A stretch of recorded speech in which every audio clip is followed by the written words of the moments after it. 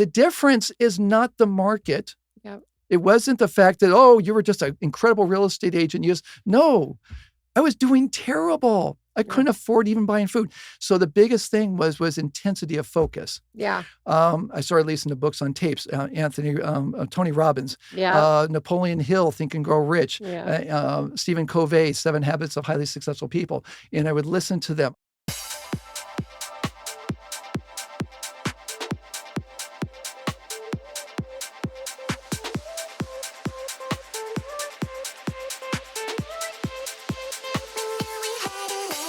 Welcome back to Ladders and Leverage, everybody.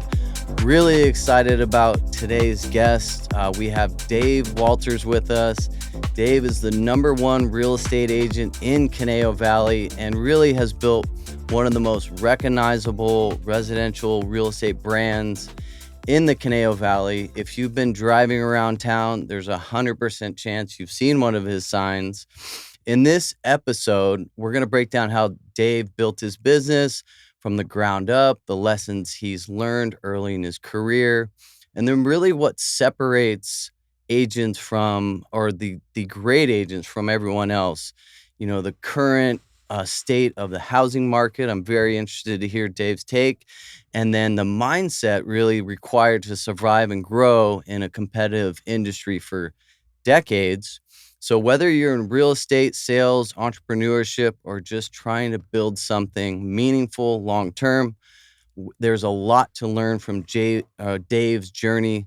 Dave, welcome to the show. Thank you. It's great to be here. Welcome, Dave. Yeah. Thank you. I feel very honored. You guys are rock stars. It's very cool. Oh, thank you. Well, we feel the same about you. So I think a lot of people see successful agents years into their career, but never really hear about the early years, you know, the uncertainty, the mistakes, and what it actually took to build momentum in the beginning. So for people that may not know your story, I'm really curious. How did you first get into real estate? Okay. I was not planning on going to real estate. I was graduating from Cal State Northridge, a degree in business. And a place I was working at, the guy says, you should go into real estate. And I was like, oh, okay. I interviewed 3 agents who all said, don't do it. You'll hate the business. And I was enough of a young, overly confident that I thought, I'll do better than these guys. I could do it. And I liked real estate. I figured if I was going to go into sales, that would be a great way to go. Yeah. Got my license back in 1986. This is my 40th year in real estate. Wow. So I was 23 years old, just turned 23, got my real estate license. And got into real estate and quickly realized why I was told don't do it. Yeah. The business itself, it's a lot more complicated than people think. You both know that. But the hardest part of this business is rainmaking. Oh, yeah. And today it's a lot easier because you have a lot of young entrepreneurs, you have a lot of people in TV shows, et cetera. Yeah. Young adults doing really well. So visually, the young adult is at least in the business. Back then, the average age was closer to 60. So I think 57 was the average age when I got into real estate. Same. Yeah. Yeah. So, in 2010, that was the statistic. right. Yeah. Because I feel like it's been like just real recent that we've had. Whole huge change. Social media changed it big. The reality 100%. TV shows big time, and which is really good. It's a great shift to the business. But back when I was early, I was just young. There was no. Oh my gosh, they were like, you're like a baby. That's right. There's no social media. There's no tech. There's nothing. I had no advantage except for enthusiasm, right? And no websites. Nothing. You had the MLS book. Yes. That people came into your office and literally had to look and see what was available, right? That's right. Page by page. Yeah, people don't realize that. Like, because now every buyer can find their house on their own. That's right. But back then, no. You did it all. 100%. So I started out door knocking the neighborhood I was raised in. On the 3rd door, the person said, yeah, I could go for a market evaluation. Okay. On the 6th or 7th door, the person slammed the door in my face. Yeah. Okay. Yeah. In fact, it was in that same day that one of the people, because I was working at Fred Sands Realtors that doesn't exist today. Oh, yeah. And in the neighborhood, which is near Los Robles Hospital, one of the neighbors said, I told him that, I'm told that prices are going to be going up. The market looks like it's going to go really well in the coming years. He says, look, Sonny, you're too young. You don't understand. these homes are worth as much as they're ever going to be. Oh and my his home gosh. was at the time was probably worth like 150. 150. Today it would sell for $1 million easily. Wow. Yeah. So this is, people's perception of values, how much they'll change. Yeah. We were talking before this that I truly believe that Conejo Valley is way underpriced, and we're going to see a huge jump in real estate values in the Conejo Valley in the future. And people will have a hard time conceptualizing that. But when you have a reference point of, look, I remember when my first people I worked with, I showed them 100 homes in my Thousand gosh. Oaks. Oh my gosh, 100 homes? Yes, for less than $120,000 in Thousand Oaks. Wow. Oh my gosh. You can't even buy a mobile home for that. No. You can't buy anything You can't for buy that. anything. Nothing. Yeah, the market's radically changed. So that was a very hard start. That led to my first listing. And through a lot of effort, finally got that one sold, which thank God, at least I had my foot in the door. Continue struggling. Now I got my degree in business with emphasis in marketing.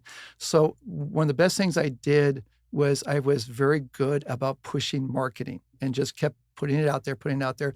I knocked on doors, hated knocking doors. It scared the hell out of me. Yeah. No one likes knocking doors. No. No. We're talking literally chest pains knocking Wow. doors because the Yeah. person on the other side of the door doesn't want you there. They literally Yeah. hate you, Yeah. and you're going to see it on their face the minute they open the door. Very Yeah. much. In Yeah. fact, they thought I was a religious advocate, literally, because I came wearing my white shirt, narrow Yeah. tie, and so in fact, later years I had fun with it because you had to have fun whatever you're doing, and Yeah. so I started telling people because I see that look. You immediately see the look where they think you're going to sell religion, Yeah. and I said, "Excuse me, have you experienced the word of God in your life today?" And they're like, "Oh," and I'm like, "No, I'm joking. I'm a real estate agent." They're Oh going, my gosh. and this was like almost scripted, where I almost like give them the Yeah. cards, right? As soon as I say that, their response was 100% of the time, "Oh, thank God," followed by embarrassment that they're thanking God from the fact I'm not there for God. And Oh so, my and of gosh. course, it was great because it completely disarmed them, and then they relaxed, Yeah. and then I could actually have That's conversation. hilarious. I never had that experience. No one ever thought that when I knocked on their door. No, So I couldn't play that. But that is so Yeah. funny. Yeah. So That is so funny. I have two questions based off your response there. First one is, do you think for a new agent, door knocking is still a good way to get business? And the second question is, why do you think Conejo Valley is undervalued? Okay. All right. Door knocking is always a good way to get business. Yeah. When you get started, especially when you're young getting started, because there's nobody who knew me was going to hire me, not one. Yeah. So I had to find a stranger. And you do an open house, still you're dealing with strangers. It's a matter of you got to look, no one's calling me, so I got to reach out to them.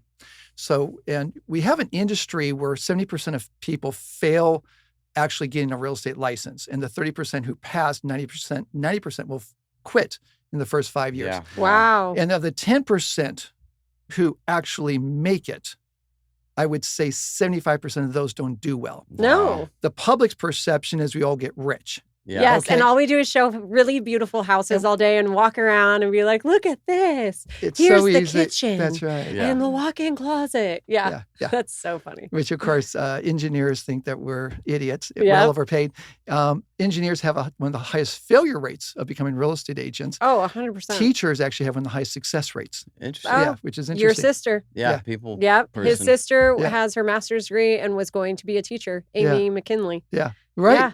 That's his sister. And she's a rock star. She's great. Yeah, she's because, great. And she's door knocking. Yeah. She loved it. She would walk around. She was talking to everybody. I'd be like 5 houses down, like, okay, Amy, like, come on. That's right. Like, are they selling their house or Well- not? Let's go. And when you start doing repeat doors, they start warming up to you. Yep. And then, so it really transforms your business if you're consistent at it. Where was I at? The second, I was curious why you thought Conejo Valley's undervalued. Okay. The reason, right now we're going through a transitionary period. So prices are going to be dipped for a while.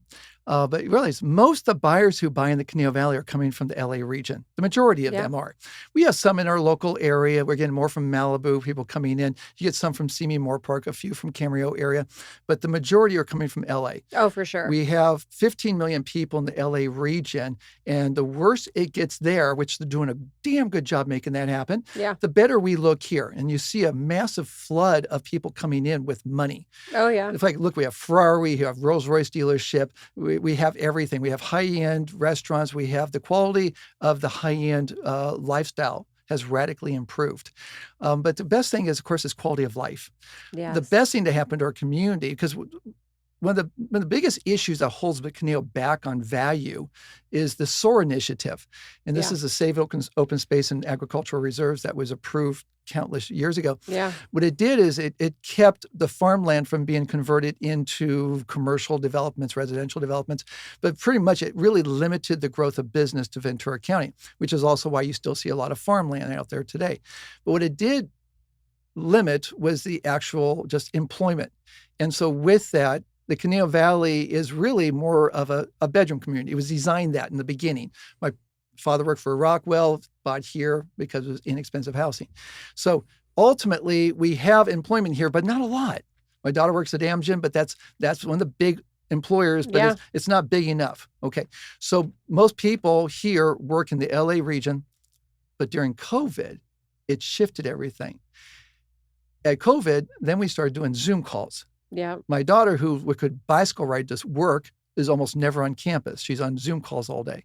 Okay. Oh, So here we have people, and you'll see them at the open house, and they'll come in the open house saying, yeah, I'm moving from the LA area. I'm going, oh, really? You work out there? Yeah, I do, but I only have to go in once or twice a week. And they all say this, if they have to go once or twice a week, they'll make the commute.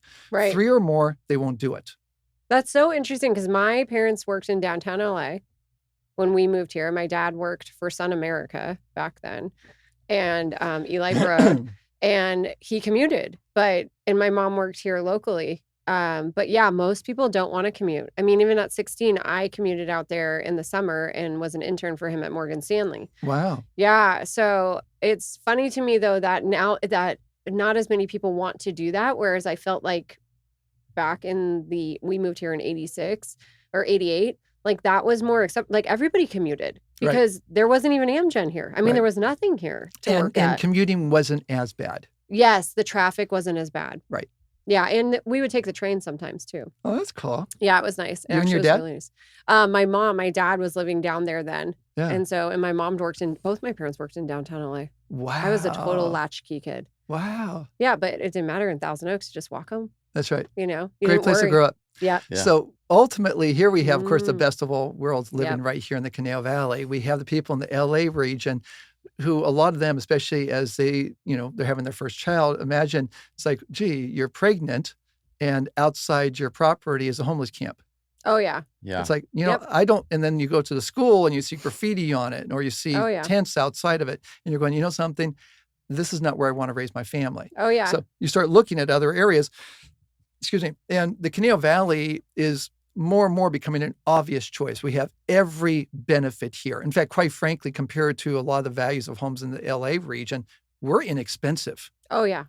And so We saw that during COVID, right? When everyone's selling their houses in LA and then they're they're like, look at what you get for 1.5 That's right. million. I was like, yeah, and they're dancing. they're like, we Yeah. sold for 4 million and we had half the size of the backyard. I was like, wow. That's right. Yeah, they pushed up our values Yeah. huge during COVID because Yeah. of that. Yeah. And yeah, we have really good friends. They had triplets. They were living in Culver City. They loved it. And then she was like, had my wagon with my babies in it, going by all the homeless people and was like, I need to move. That's right. Yep. And so they We're came going to to see a Conejo big Valley. transition.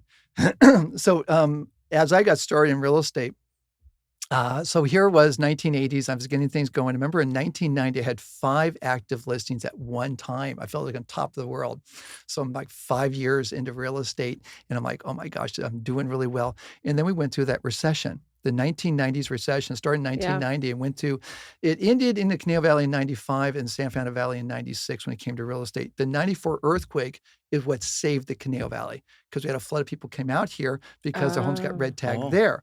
That also brought the first wave of wealth into our community. Oh, I was the didn't know 94 earthquake. And so from there, we had a recession that started in 1990. Well, in 1990, we had 2,800 real estate agents in the Conejo Valley. In 1996, we had 800. Oh, kind of like the Great Recession. It was. For real estate, it was one of Yeah. the greatest, it was depression. Yeah. We had, right. So in 1990, I was on top of the world. By 1991, I was struggling to make a sale at all. In fact, Yeah. from 1991 through 1994, 95, there was about a 20% chance you would sell your listing on a 6-month listing. 20%. Wow. Wow. Foreclosures were big. All the savings and loans were just dumping properties, et cetera.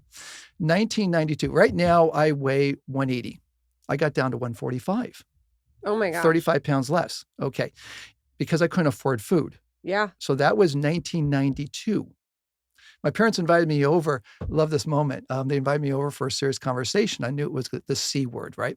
So I'm like, okay, guys, what's going on? Well, Dave, I gotta sit down. It's an important phone call. It's a very important conversation. I'm like, okay. It's like, okay, obviously one of them has cancer because this is like, they're real serious. I'm going, your mom and I have talked about it. You have a worm. I'm like, A worm. a worm? Like, yes, we've been watching you lose weight. Oh I'm my so glad it gosh. wasn't like we're Yeah. afraid you have AIDS or something, right? So we're afraid you must have a worm. We want you to see a doctor. So I kind of mimicked the movie Alien, and I like pretend like I had, like, no, if I had a worm, they'd feed me. I'm hungry, and they're like, Dave, we're serious about this. This is serious. Stop joking around. I'm going, so am I. I'm serious. I can't afford food. This is 1992. Wow. And they're like, what do you mean? I'm going, real estate's in the dumps. All my Yeah. friends are leaving the business. We can't sell real. I'm struggling to make ends meet. I'm cranking up debt. I'm hardly making it. And they're like, oh, well, love my parents. But the fact is, this is what they offered me. Why don't you come over for dinner more often? And Ah! I'm thinking, how about buy me groceries? Yeah. Yeah. Like, so hunger is a great motivator. Yeah. Yeah. Okay. So this was actually the greatest gift to my real estate business was this moment, 1992. The market's in the toilet. Yeah. Agents are quitting. Hardly homes are selling. Okay. I'm getting myself deep in financial debt, getting credit card after credit card, doing cash advances, and spiraling down fast. Wow. Okay. Wow. Literally waking up with chest pains in the middle of the night because my chest was How old are you? I'm 92. I would have been 28. Oh my gosh. Yeah. That's when we went through the Great Recession. We were 28. Yeah. Yeah. I'm 28, 29 years old. Yeah. And so here it Wow. was, I was struggling. And so I knew I gave myself 2 more years to finally get this business off the ground again. Or I was going to do as my dad said, who was engineer, I would go get a real job. Yeah. Okay. So I did take any resources I had available. I hired a hypnotherapist Really? Oh, interesting. because I had a fear of door knocking. Oh my gosh. And so I worked with Mark Backrack, great guy, and I told him about my fear of door knocking. I said, look, I need to do this, but I have huge fear. Why do you have fear? Because I know they don't want me there and all that sort of thing. So hypnosis is the perception is you're out of control. That's show business. Real hypnotherapy, you're in a maximum state of mental control. You actually kind of divorce yourself from your body. Your body becomes almost non-existent, and you become a heightened state of just acute mental ability. You actually can focus on the best ability to whatever you want to focus on. Wow. You go into this actually amazing state of hyper focus. Interesting. The stuff and all that, like barking like a dog, that's Yeah. just Yeah. pretend bullshit. Yeah. Okay, so this is real hypnosis. Is the person who's good at it will put you in this actually extraordinary mental state. And with that, I told him, here's what we want to work on. And he would feed me ideas and commands, and then I would internalize them. I would visualize walking up to the front door with confidence. The person would answer the door. I'm relaxed. I'm engaged. How are you doing today? I'm Wow. Dave Walter. I sell real estate. And I would have conversation, relaxed. The person would receive me in a positive way. Mm. And that was a conversation. We did it over and over again with a lot more cues. And from there, my door knocking started to succeed. Oh, nice. Yeah. Wow. And so I needed that because I had too much of a mental Yeah. hang up and wasn't going to succeed without it. I had a fear of asking for the business before this, where I went and say, hey, are you thinking of making a move? That was too aggressive. Yeah. So now it's like, you're a salesperson. You're at the door. Ask the Yeah. question. Yeah. So I started asking the questions. The next thing I found out is I thought, you know something? 20% of homes are selling. I bet if I did a great job pricing homes and a great job presenting homes, that I could probably sell 50% of them. And if I could list 20 homes and sell 50%, that's still 10 sales, and I would still have a good year. Okay. Yeah. So with that, I took a class in staging. Her name was Danielle Kennedy from the state of Washington. She did a presentation at the Hyatt Hotel. Dynamo, tiny lady, high energy, and she did a PowerPoint presentation on staging. Yeah. Today, staging's a big buzzword. Back then it wasn't.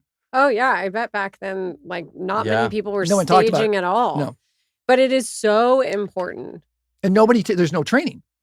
Oh, Our industry does no training No. on how to be a good real estate agent. That's true. It teaches you how to, fill out contracts, stay out of court and all that sort of thing. Yeah. But there's really no training on how to be a very highly effective agent, Yeah. which thank God for us who want to succeed. Okay. Yeah. So here's the reality of it. So I took this class in staging. And so then I worked with my customers going, here, let's do this. Let's do this. Let's do this. Let's price it this way because this is where the market's going. Let's price ahead of this market and get you out of the market so that you don't get sucked down with the rest of people. And I had an 85% success rate selling my listings. That's awesome. My listings sold for a great price because they were well presented. They sold right away. And then, of course, I got these wonderful sold signs and people said, oh, your solds are all over the town. Yeah. Here's the interesting that came up, and this came up later years. So as I've said, that was in 1992, I was at my bottom. 1993, I make number one for selling Thousand Oaks for the first time in my career. 1 year later, I had no money. I had a lot of debt. Real estate market's tanking. I had no financial support to speak of. And I went from, I could not afford food to I'm the number one agent for Thousand Oaks in that market. So for agents who are going into this market right now, going, the market's terrible, I can't sell homes, and how am I going to, it's like, the difference is not the market. Yep. It wasn't the fact that, oh, you were just an incredible real estate agent. No, I was doing terrible. I couldn't afford even buying food. So the biggest thing was intensity of focus. Yeah. I started listening to books on tapes. Tony Robbins, Yeah. Napoleon Hill, Think and Grow Rich, Yeah. Stephen Covey, 7 Habits of Highly Successful People. And I would listen to them. I'm a terrible reader. I have an attention span of a goldfish. Seriously, I start reading a document, I start daydreaming halfway down. So I like books on tape, and I can focus on that. And so I've listened to these things over and over and over and over again. And then I started a mastermind group from Napoleon Hill's Think and Grow Rich. Yeah. I created a mastermind group and a great group of people.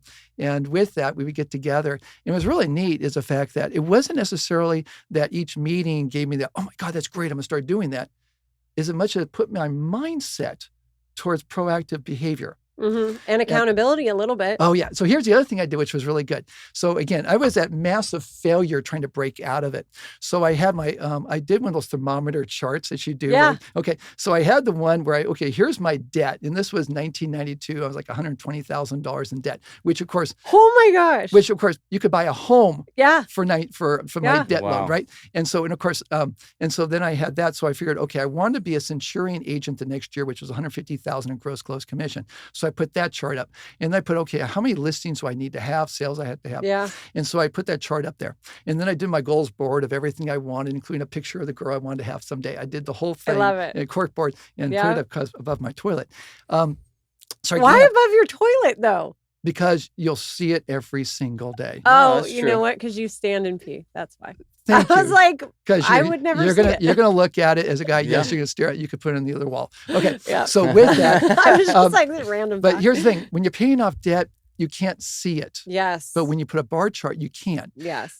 So that was 1992. 1993, I did 153,000 gross close commission. Wow.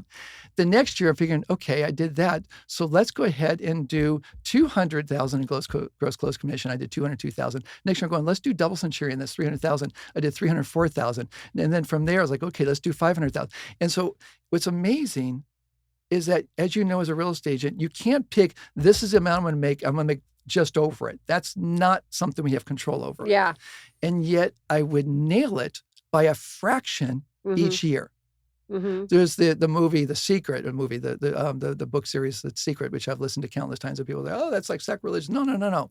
This is empowering God, the universe, to Yes. use the power of that to grow in whatever you want. And so with that, yes, you focus on what you want. And this is one thing I found to be so true.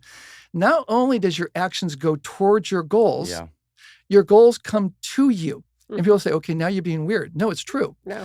If you focus on something long and hard enough, you'll find that what you want actually comes to you Mm-hmm. in ways that you cannot explain. You say, no, your action led to this and that. I'm going, that's true, Mm-hmm. but not completely. Things will happen. You two have been amazing in growing your business and doing what you do with the apartment buildings and all that. Yeah. And I bet opportunities have come to you Oh, 100%. without you causing it to Yeah. happen. Okay. Oh, yeah. And Because once we started focusing on it, it's That's like, right. what does Tony Robbins call it? Your reticular Your activation. reticular activating system. Yeah. Yeah. It's like whatever you focus on, you get more of. I try to explain that to my kids all the time, too. It's like, you can choose to focus on the negative or you can choose to focus on the positive. If you focus on the positive and what you want more than what you think, like all these horrible That's right. things, That's right. that becomes your reality. And I think that people just like, especially with goal setting, like I love goal setting, all of that. That was like my favorite time of the year is November. I'm like, okay, what do I want to do next year? My vision board, what do I want to do? Like, I remember one year I had like a picture of kids riding bikes because I was like, I want to teach my girls to ride Yeah. their bikes. Like, I mean, even simple things like that, I think are so important to just put up there, right? Besides all your financial and trips and all the stuff to motivate you. But yeah, it is like people just let life happen to them rather than them really right. trying to make life happen for them. That's right. You know how unusual you are, the fact that you do that. Because what we dominate our minds on the negative things Yep. and we empower them. Yep. You could have 100 great things happen to you one day and one negative thing, and that's all your energy goes to that one negative thing. 100% people do that constantly. You have to be intentional. And good for you, because you guys are exceptional in your success in a whole different direction. And a lot of energy has to go towards that. It does. And it's working. Yeah. It is. And sometimes you feel like even in residential, like you're just on this like little wheel, a little rat on the wheel, just like going. And you're like, I mean, what am I doing this for? And then it's like, okay, you have to step out of the like minutia of your day and be like, okay, back to the big picture, and especially in real estate, because the rejection you face in real estate. Massive. People have no idea. Yeah. And the rudest things happen. Oh. I just had a customer just recently. I've scheduled to show her a property up in Dos Vientos. She contacts me that morning saying, cancel it. I don't like the location. Okay, great. Okay, I understand. I talked to her first thing the following week. She says, oh, yeah, I just bought a house. Really? Where at? Oh, that one. I'm going, what? She says, yeah, I went to the open house and bought it. I'm going, but you canceled the showing with me. I've worked with her on a different property trying to buy. And she's all, yeah, I bought it from the agents and I got it. It's like, well, you do so well. It doesn't matter to you. I'm going, yeah, that's how I make a living. So that just happened. That just happened a few weeks ago. So you realize, and I'm thinking, wow, I can't believe you actually literally canceled the appointment with me and then bought it. Anyways, you could have called me up and say, hey, I actually am at the house. I like it. Can you help me buy it? Oh my God. That was wild. And that's where people think that's like, oh, you're such a big producer. You probably don't have problems. No. In fact, I look at it and say, you want to succeed more, fail more. Yeah. Okay. That's great. But fail forward. Mm-hmm. Take your failures and move forward with them. Okay. It's like, what can I have done differently? And that's where it's like, okay, not necessarily I could have done anything different, but at the same time as you always try, it's like, okay, what can I learn from this? And I call it failing forward. Yeah. I love that too. And especially with my kids too, because I always say to them, I'm like, it's not a failure if you learn something from it. But if you just give up and you're done and you don't do anything, then you finally did fail. You're right. Yeah. Or if you're saying you can't do it. I had this conversation the other day because I'm trying to make my kids play flag football. And I was like, you guys should play this. Like you're going into freshman year of high school. Like this is could be some of the greatest years of your life where you have a bunch of fun. I'm like, but when are you ever going to have opportunities where people are like, hey, why don't you go try a new physical sport and have fun? That's right. I'm like, you're not going to really get these opportunities again. You don't have to prove anything. No. Have fun. I'm like, and the guy even said, the coach said he's like not cutting for talent. And I'm like, so he's giving you the opportunity to learn. Right. So you get to go instead of do PE, which why would you want to do PE when you could do flag football and go learn something new Yeah. to do with your body? And it's like, well, I'm like, and they both ride horses. And I'm like, you didn't get on that horse and start galloping. That's right. Okay. So don't act like because you go out there and you didn't catch a football the first time that you're a failure. That's That's right. not how it works. Good for you. Yeah. Yeah. But I'm like, and also be that way your whole What life. a great mom. I'm lucky. That's cool. You Oh, guys, they're wait, lucky. You guys are a great team. It's just really Oh, cool. you're so sweet. It's No, very I cool. appreciate- No, it's really neat. But I agree with you so much. Yeah. So I'm sorry, just real quick. So here we go. So at this point, I've now got my business going off the ground. I'm paying off my debt. And at this point, I meet my wife and her mom join our office from Bobby Lee Realty. They closed down and then they joined my office. And I had the most beautiful girl in real estate now in the same office. I'm going, yay. Oh shit, she's in the same office. How's this going out? I had just broken up with my girlfriend. So I'm thinking, okay, if I showed her attention, she'd be like, okay, back off. So I showed her zero attention, zero. And she pursued me. And so we ended up getting married. That was 32 years ago. Oh. It was really fun because she later on, she thought, you played me. I'm going, yeah, I did. She's like, you got it.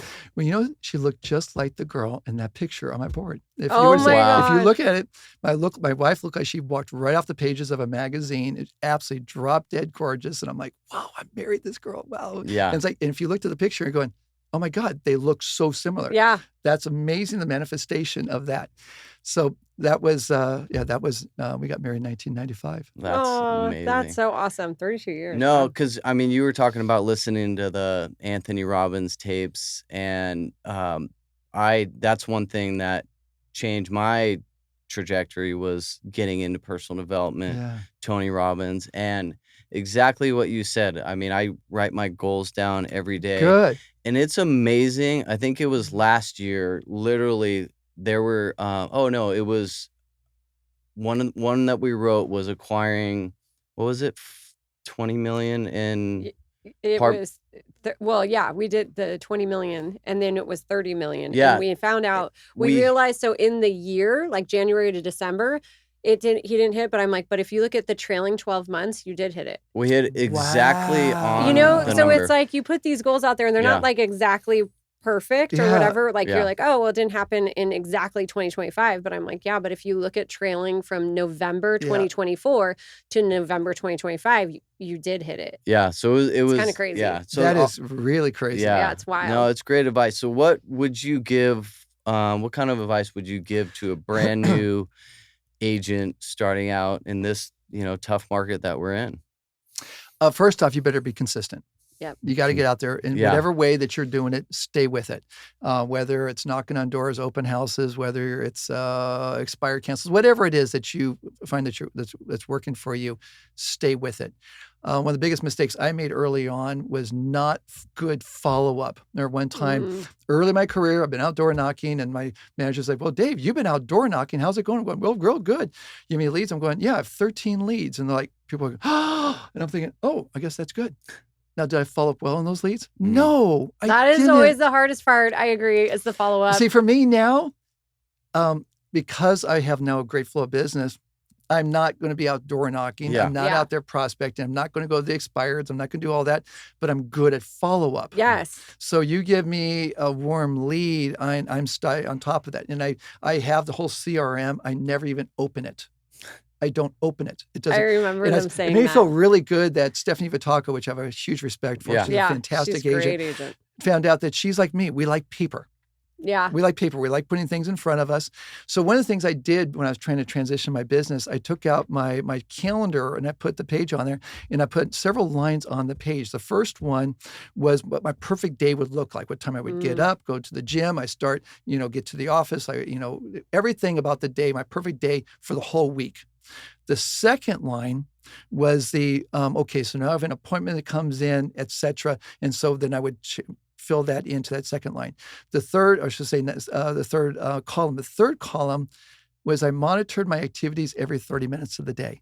Oh, wow. And so I wrote down every 30 minutes what I was doing for the last 30 minutes. Wow. And I tell you, that's a big revelation. Yeah, It is. I did know. it one time. My coach from Mike Ferry Yeah. had me do it. And I was like, I am off task like almost every single time. Oh yeah, we all are. I Oh was my like, God. wow. Yeah. In Like, fact, it's just before this morning, I'm at the office and there's things I got to follow up on. And I have a couple of people I'm going thinking, whoa, Dave, okay, first things first, yeah. go to the prospect. You got to be communicating with them first. That's your number one priority. But the other stuff's important. It's like, come on, Dave. I'm actually self-talking. No, Yeah. priorities first to, okay. Yeah. And the other things can wait 30 minutes, whatever it is. Yeah. And it's really funny because I still have to, I'm a person that I like having a lot of plates going at the same time, but I'm also neurotic where I can't let any of them fall off either. Yeah. So for me, it's like I feel uneasy unless I have a lot of things going on.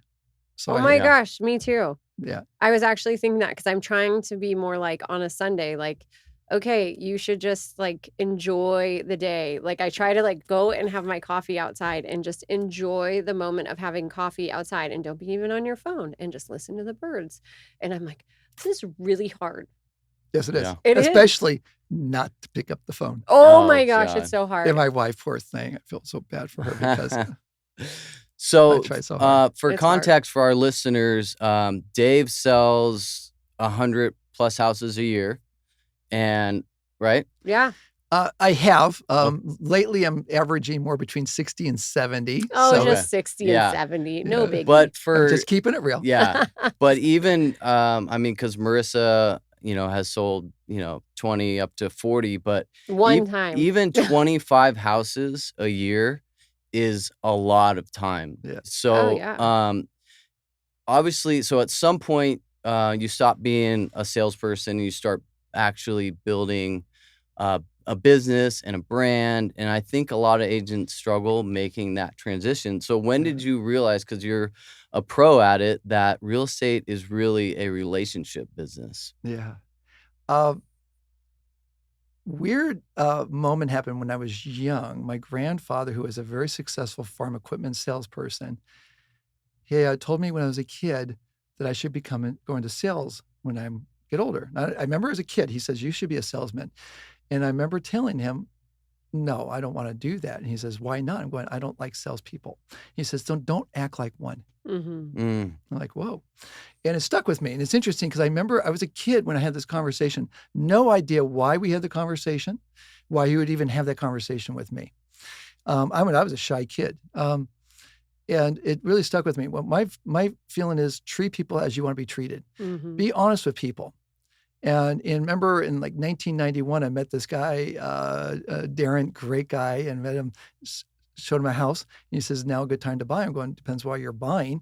But I said, if you're looking for a good investment right now, you might want to hold off and wait for the market to go down further. I called him up in late 94 and I said, okay, the market's starting to flatten off. You might want to take a look. So he, in 95, he ended up buying a Morrison Sutton Valley for like $450,000. Oh my gosh. That's worth like $2.5 million today. I was like, right? oh. Yeah. And so, and I tell you, and when you can be honest with somebody Yeah. when you're not making it, okay. And I always say the truest sign of character is what someone does when no one's watching. 100%. Okay. And when you have a great motivation to do wrong and yet you still do the right thing. Yeah. And so my feeling is I will always tell people the truth. Yeah. Okay. Yeah. And it doesn't always make it easy to do so, but it's the Yeah. right thing to do. Yeah. And and people can feel when someone is lying to them or at least not being completely 100%. straight up. Yeah. And so it's a matter of when you're genuine with people, then that creates its own gravity. Yes. The two of you are great, honest professionals. Okay. And so that's why you've attracted a lot of success to your lives because of the attraction that you give. So with that, it's a matter of, okay, what are you attracting? It's like, and there's people I've talked to that the kind of people they attract as far as customers, they don't like those people. Well, it's like, okay, what energy are they putting out there? Yeah. And so it's amazing how much you Yeah. know, like my customers overwhelmingly, great people, really enjoy them. Yeah. Yeah. Yeah. No, I would say definitely. And it's like kind of like over the last, like during COVID when people were moving out of state, Danny would be like, you're talking yourself out of a job. I'm like, I'm being honest. I don't think you should sell your house and move out of state. I'm like, why don't you rent it for a year and go and rent a house there instead of buying? And they're like, no, I want to. And I'm like, really? Have you been to Idaho in the winter? Yeah. Like we live in California. we drive to snow. You might want to test it first. Yeah. Yeah. And so, that was kind of the thing. I was like, well, I could make an easy sale because they definitely want to move. But Right. I was like, no, like, you should really think about this. And so I still am that way when people are going to move out of state because we've had multiple firefighter friends who retire and move out of state and they move to Texas or they move somewhere else. And they're like, it's not actually cheaper when you factor everything. We had one, Wow. right before COVID. Great house in Ventura. He had added on this amazing master suite downstairs. Could have lived there forever, literally. He sold it, moved to Texas. It brought in a brand new community, wanted to be closer to his sister by this lake, blah, blah, blah. His house went down $100,000 there in Texas. And his house in Ventura, I mean, the market went up like 40% during COVID. Wow. And he was like, it's not cheaper. There's taxes on all different things. You just don't even realize. And their property taxes, most people don't It's realize, huge. are depending on, as high as 6% in some counties, Wow, that's reassessed nuts. every year. Yeah. Yeah. Yes.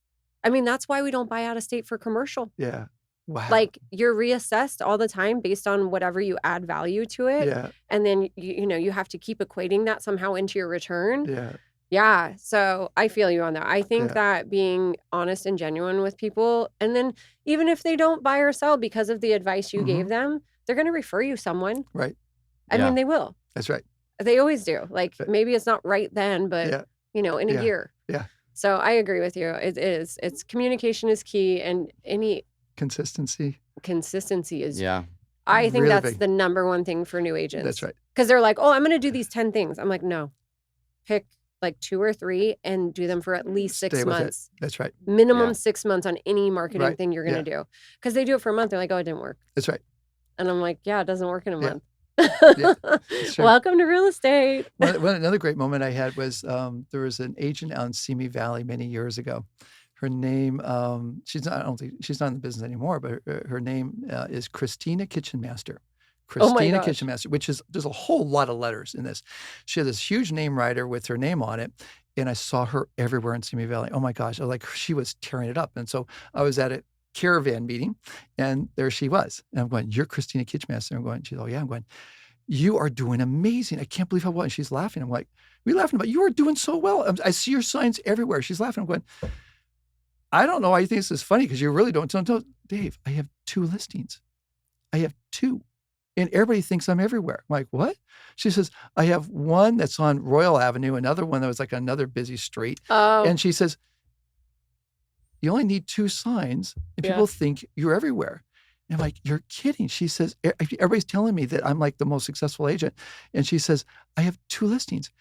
This is where the perception is. And yes, I have a great business, but it only takes 2 visible signs for people to think that you're everywhere. yeah. It doesn't take much. Yeah. So as long as you can get out there and have that kind of visibility, people think that you're this big producer. Yeah. So that's versus someone new, they think that's like, "Oh my gosh, I would have to have 20, 30 or something." No. It Yeah. takes It's very it takes rare, 2. very rare in our area for anyone to have over maybe 10 listings, I would say, at a time. That's right. I mean, I have 10 listings right now, and I never have 10 listings. right? It's like, Because- that's pretty rare. And the reason I have 10 listings right now is because it's a harder time selling real I was estate. going to say, they usually are sold. They're usually sold. Yeah. So that's why I have 10 on right now. Yeah. It's It's Yeah. not, other states I think are different, and I think they can accumulate more listings and have That's more right. out there. But like here in this part, or in Ventura County, I would say it's pretty rare that someone's, except for when we were going through like the foreclosures.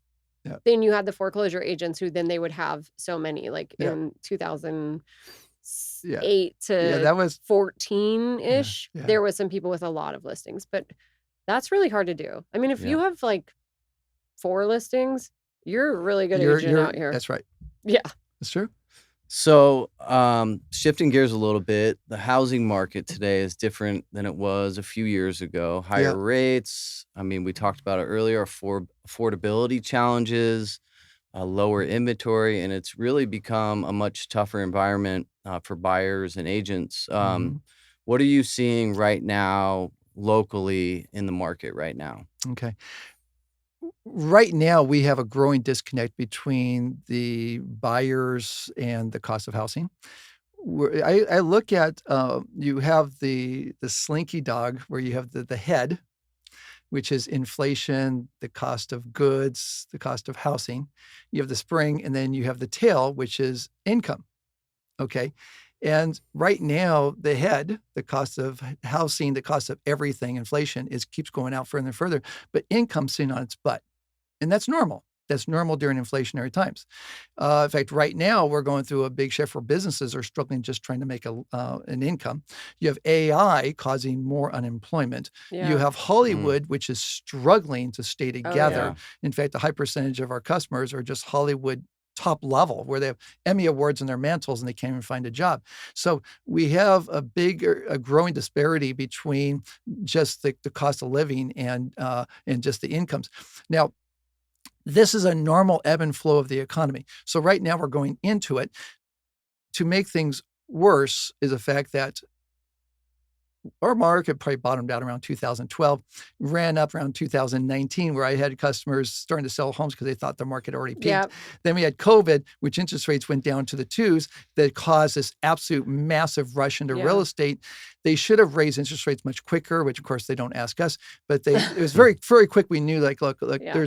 there's no reason to keep interest rates super low when we have this bidding war frenzy Yeah. going on, because you're just blowing up a balloon too big. So they kept it going too long. But even after they raised interest rates, they doubled and tripled them, values still went up. Now, why is that? For a good reason. During COVID, if you weren't all cash, 50% down or something super Yeah. exciting, you couldn't even get in. So when COVID finally went over and the interest rates went up, then you had the investors got out of the market. We had the A+ buyers who were already satisfied. Now you had the leftover buyers who still wanted to get in, and prices were still going up. So they sacrificed and they got in. Mm-hmm. Now that kept going to where we are today. Okay. Now we did not have predatory lending, so we're not going to have this big foreclosure business. In the previous market, in the crash, I represented a dozen different banks. That worked out Yeah. great. But at the same time as, are we going to get some foreclosures? Yes, but we should not have a big foreclosure market because there's equity. Yes. Now we are going to see, we've already seen it, a massive jump in mosquitoes. You're going, why am I bringing that up? More and more, I go on appointments and the pool's half filled, and the pool is the color of split pea soup. It's green as green. Wow. That's beautiful place for mosquito larvae. And so we're seeing a much higher level of mosquitoes because a lot of the neighbors have green pools because they can't afford to maintain the pool.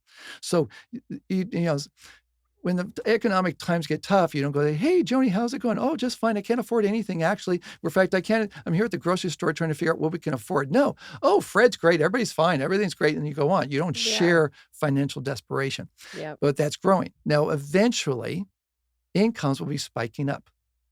We're going to get through this, and incomes will spike up, and then we'll have this massive increase in values. And at that point, I do see that the Canal Valley will see this massive jump in value, and we'll be looking back going, oh my gosh, really? It's like, Marcy, I mean, your customer found a condo in the Canal Valley for less than $1 million. They are so lucky. And you're going, oh, come on, you're being silly. No, that's not silly. That's where Yeah. we're going to go. Yeah. We got another jump to go through. But in the meantime, we got a bit of an economic hangover to go through. And the market started changing in March of this year. 2004, 2005, that led up to the 2006 changing market. It was very obvious that it's got the little engine that it would go up and come back, and next year it would go up a little bit further and come back. And in 2006, it died early that year. I had 7 rental properties, 5 in Phoenix. I sold them all in 2006. Now, if you saw the movie The Big Short, it was based on that time period. Yeah.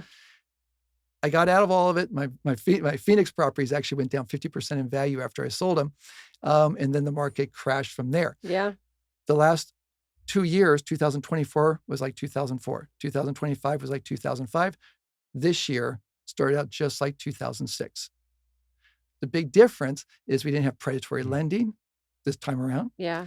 We don't have an overinflated economy. We don't have people pulling out 100% of their equity before a market Oh, yeah. crash.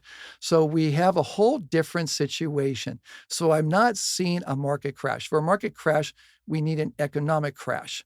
So this is where I don't rely upon any economists. Some people are doom and gloom. The stock market's going to crash. I've been hearing that for years. Yeah. So I do not want to judge my behavior based on economists because they are just amazingly intelligent and often wrong.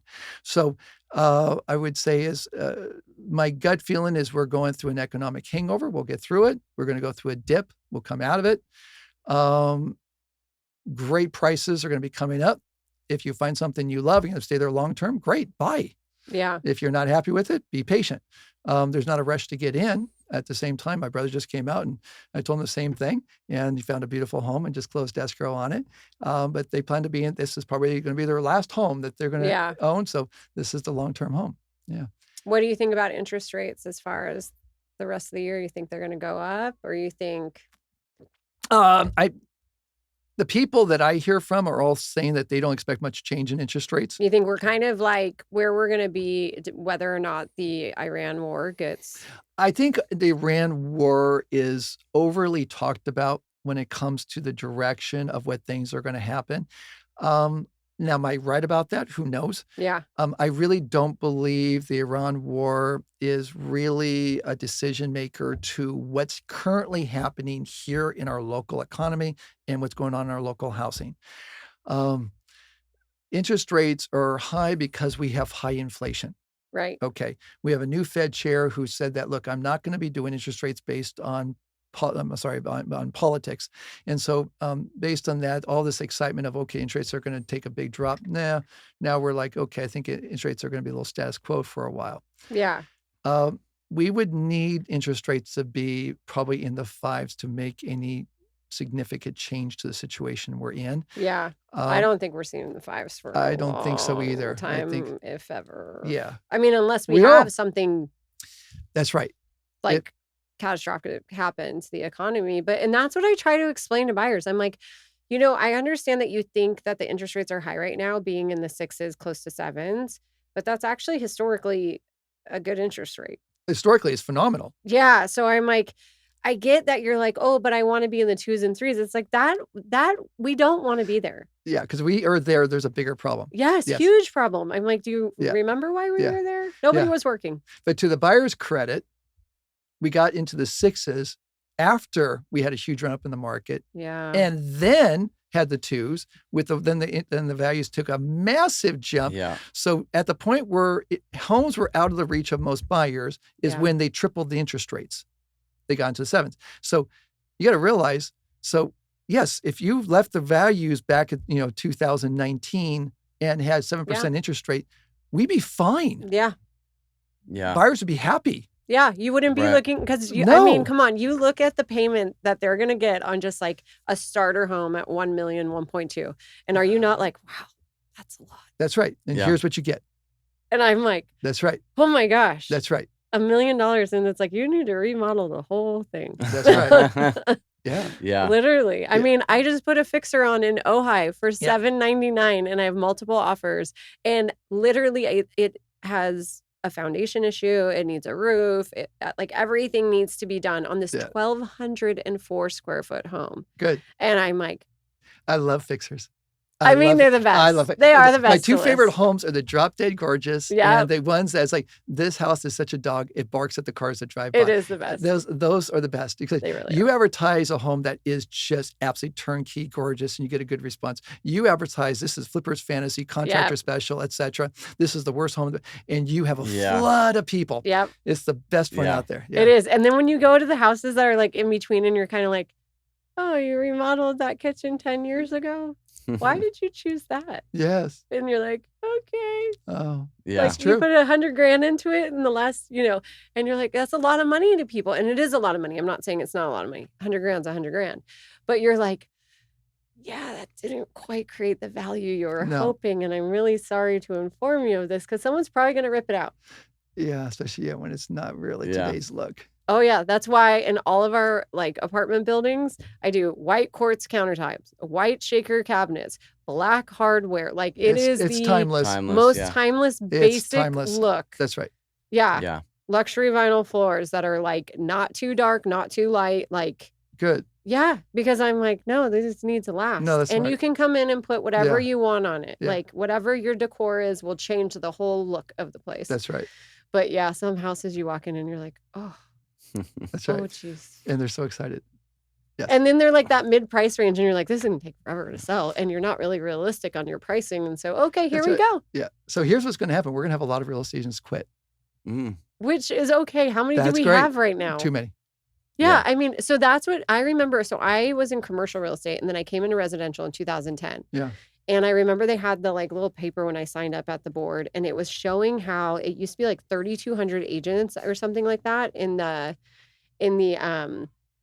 whatever 2006 2007 period, and they were down to 700. Wow. And that's why when you said that about the savings and loans yeah. crisis time, I was like, wow, it's the exact same as the Great Recession. Wow. Yeah. When the best times in real estate was the late 1990s. Oh, I bet. Because we had a lot less agents, Oh. quality agents.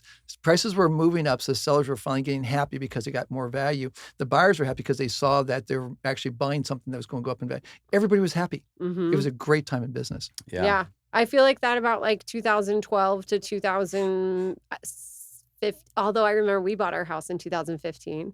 And I remember Scott Angie saying to me, you're paying North Ranch prices per square foot for Lynn Ranch. And we bought it for $1 million. And you can't touch anything in there for $1 million. No. Not unless it's falling down. No. Yeah. And I was like, Wow. yeah. And I remember I said to him, I was like, whatever, we're going to live there forever, Scott. I don't care that I'm Yeah. paying North Ranch prices for Lynn Ranch because it was a small home. That's Like funny. for Lynn Ranch, it's And today 2,300 that's square feet. nothing. Yeah. Isn't it amazing? Yep. So, Dave, before we wrap up, we finish every episode with the final five. So, question one is, what is the best advice that you've ever received? Best advice I've received. Actually, nothing really stands out. I would say probably the best advice I've received actually came from the learning from the books that I did on audio, creating the mastermind group, focus on the goals, putting the goals literally in front of me, visualizing your goals, having your goals, writing out your goals, which you both do, which is Yeah. amazing. And 99% of the population doesn't do that. You write out what's important to you, your chance of materializing them. You've heard the studies. It's just overwhelming. Right. Mhm. Yeah. And I tell you, it's for me, it's like I have a to-do list. I'm constantly checking off the to-do list. I love a But, to-do list. Yeah. And so I do. I would say that would be one of the biggest things for anybody is write down what you want and put it in front of you. That's Mhm. great. No, that is awesome advice for sure. What about this? What habit helped you become the number one agent in the area? Constantly putting my money and effort back into the business where everything I did was really focused on trying to brand me so that the consumer knew who I was. And then focus, of course, one of the basic things always is have your customers to be the biggest rock stars they can. Make them the most successful they possibly can. If you can make your customers a massive success, what I always say is if you do a great job for somebody, they could tell a friend. You do a terrible job for them, they'll tell everybody. Oh, yeah. Yeah. Mhm. So you So really true. you want to make sure that everybody is definitely a good friend and advocate for Yeah. you. But Yeah. that's of course, when you're passionate about what you do, naturally that's going to follow. Yeah. Yeah. No, that's great advice. Especially with Yeah. online reviews. Oh my gosh, huge. Yeah. What about what is the biggest mistake you're seeing young agents that are making today? They're just starting out. I say, right, they're not consistent. Mhm. Secondly, they're not doing a good job branding themselves, making their name pop out and stand out to the community. I would say the biggest thing is it just comes back to you got to get out there and work. I work a lot. I still work way too much. At the same time, It's hard not to. well, I work 60 plus hours every week. At the Wow. same time, I Yeah. do feel extremely blessed. Yeah. The Yep. fact that I Yep. can work that much in a business where most people fail, I'm busy. So for me, being busy is a Yeah. huge blessing. Yeah. Yeah. But at the same time is I worked really hard to be at a point where I can actually work less towards being busy and then work hard at being busy, taking care of customers. So I'm in my happy place. I've worked with my son. We're best buddies. Oh, that's Oh, And I great. love so it. for me, this is Yeah. so cool right now. Yeah. Yeah. No, that's how I feel about our syndication business. And like my oldest, she's like, I've got her on the train of she's going to get her accounting degree. So then she can come in and start. I'm like, you have to know the numbers. Yeah. I'm like, you have to know the numbers in commercial real estate or else like, all of it. And then our little one, she's like, oh, I'm going to be a flipper. I'm like, you're going to come in and you're going to be like the construction. I'm like, yeah. And I can't wait. Right. I'm like That's so cool. How old are they? 11 and 14. That's so cool. Oh, that's so Yeah. cool. So 6th grade Yeah. and one's going into 6th grade and then the other one's going into 9th grade. And I'm like, before I know it, I'm like, you're going to college and then you'll come Oh work my with God, us. they have amazing futures. Having you guys as Yeah. mentors. Oh my God. I tried everything to keep. I was trying to get Max to become a fireman. Oh, were you? Oh no, he has bruises on his back from me pushing him. In fact, my wife at one point said, "You want him to become a fireman because you wish you were." And going, yeah, duh. I'm like going, look, I've never met a fireman who didn't love his job, have great free time. They have toys, they have vacations, they're off Yeah. work when they're off work. And it's like, that's a great job. I wish I would Except have for done it. Danny, because he got into real estate That's on his right. off time. How is he enjoying it? Yes. Yeah, Oh, he's that's doing a great job. awesome. Yeah, he's doing really well. That's great. All right, last one. Is there a book that you would recommend to everyone to read and why, or someone like Tony Robbins, something like that to follow? Absolutely. Fortunately, having mentors out there could never have been easier than it is today. And I Yeah. would say there's so many good ones out there. My springboard was with Napoleon Hill, Think and Grow Rich, and Stephen Covey, 7 Habits of Highly Successful People. Tony Robbins, I binged on Tony Robbins over and over again. Yeah. Yeah. The book The Secret, which I have. It's the 4th CD of that one. Of course, people who listen to a CD these days, me. But that one, like, it's amazing how powerful it is when you got your rest of your ducks in line, and then you have your mind focused, intensely focused on what you want. It's amazing how powerful that is. Yeah. That's great. Yeah. So true. And this is a bonus question that I'm just curious. Are you still doing the hypnosis? No, but I tell you, what sparked me to actually go into hypnotherapy is, as a child, my dad took my brothers and I to a sleep learning class. It was a hypnotherapy class. It was somewhere in the valley. We came in there, and I was young. I was only like 5 years old, maybe. My older brothers were 7 and 8 years old, and the other adults in the room really were visibly upset that my dad brought us to this hypnotherapy class because my dad brought his kids. And at most, I was 5 years old. And the instructor said at the time, he says, all of you are upset with Bob, my dad's name, for bringing his kids. But these are going to be the star students because they're not going to question the instructions. They're going to do what I'm saying without question. They're going to start. And from there, I can go to sleep literally within 60 seconds. Really? Wow. I go to bed and I'll literally lay on my back and consciously try to stay awake because it feels so good. I don't want to go to sleep. So I'll lay there. As soon as I turn over, bam, I'm out. Really? I'm out within seconds.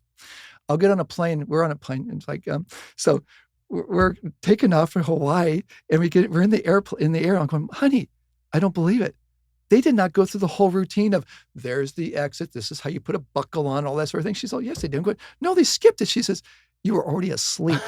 Okay. And for me, I like to sleep on the plane because for me, it's like, Oh my yeah. gosh, to So sleep on a plane would be amazing. yeah. So I learned how to go to sleep. Wow. And that's what led me to do the hypnotherapy, because I realized how powerful it was Yeah. as a child. Wow. That's why it's like, well, why would you do it? Well, that's why I did. I was already programmed for it. That's Yeah. great. That's Yeah. awesome. Well, Dave, thank you for your time Thank you today. so Yeah, it's a lot of fun. Yeah. Yeah. Thank you so Well, much. you two are just absolute rock stars. It's fun watching you grow. Thank It you. really Thank is. you. It's really Yeah. neat. You guys have a great relationship. You have a great business plan. And it's like, so for me, it's fun to see the growth of both of you. We're having fun. We're just, some days are like, what are we doing?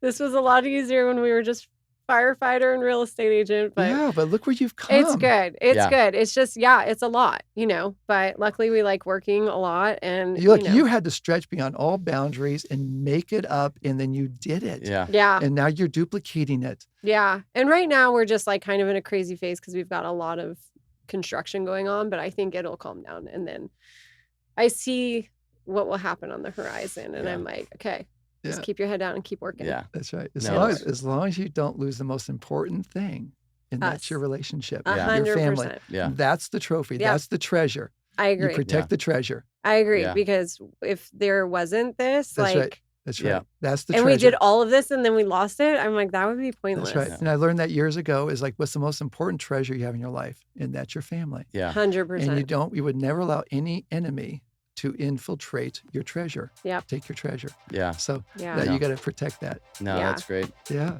I agree. Everybody, thank you for joining in for Ladders and Leverage, and we're excited to see you on the next episode. Thank you.